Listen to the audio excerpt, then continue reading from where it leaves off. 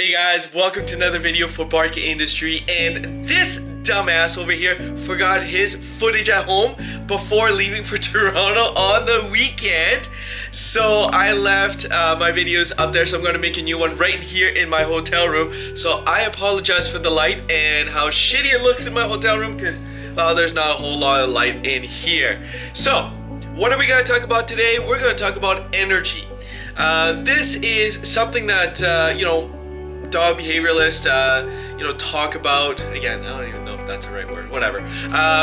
Talk about oftentimes, certainly somebody like Cesar Millan talks about, your energy and that kind of stuff. And that's something I want to talk about a little bit because I find that a lot of people don't know how to balance that properly when they meet new dogs or when they bring a new dog home, or if even they're during their day-to-day interactions with their pups. So this is just my personal experience. I'm not a Cesar Millan by any means or anything like that, but I can tell you what's worked for me, and we'll go from there.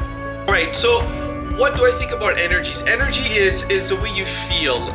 It's the way you, project your feelings. So whether you're angry, whether you're happy, whether you're frustrated, whether you're nervous, you're scared, those feelings or those energies really can impact the relationship between you and your dog oftentimes. And that can also happen with other pups as well, as you go to dog parks or if you go to puppy meets and that kind of stuff.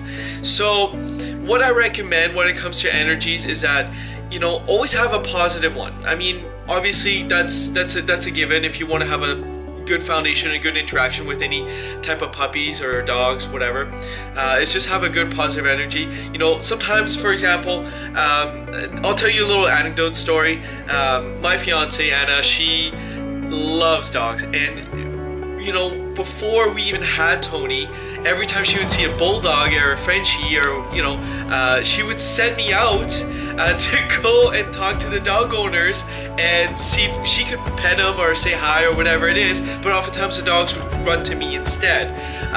That's because they felt that my energy was more calm and more stable as opposed to hers. It was like, spiking because of her excitement and like, wow, I want a puppy, yay, so cute, whatever, right? And the dogs sometimes don't like that too much, and that goes for humans too. Some people just don't like overly excited individuals, and that's fine. It's just that that's a personal preference. So having a calm and stable approach and energy whenever you're interacting with the dog is usually what I recommend.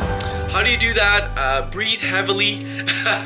You don't want to do like breathing exercises before you meet a dog, but just breathe in and breathe out, right? And that usually helps you calm and take a minute or even a moment to just kind of settle down that intensity. I guess that's the best way I could explain it. But yeah. Now, how does that impact your day-to-day interactions with your pup? What I would say to that is that, sometimes you would get frustrated. And certainly I know I got frustrated a lot when Tony did not or refused to be potty trained for 8 months. That drove me nuts. I can't tell you guys enough of my frustrations. But you have to realize that sometimes that's just the way it is. Certainly it was very difficult for me to accept because Tony was my very first dog, and that's something I had to work with. But patience, consistency, right? That's another thing. Talking about consistency is how consistent is your energy towards these dogs, whether it's your dog or other dogs or whenever you go on play dates, right? Sometimes if you're up, if you're down, if you're angry, if you're happy, if you're whatever, right? Those kinds of energies can be, confusing to your pup or to the pup that's nearby if you're too much up and down.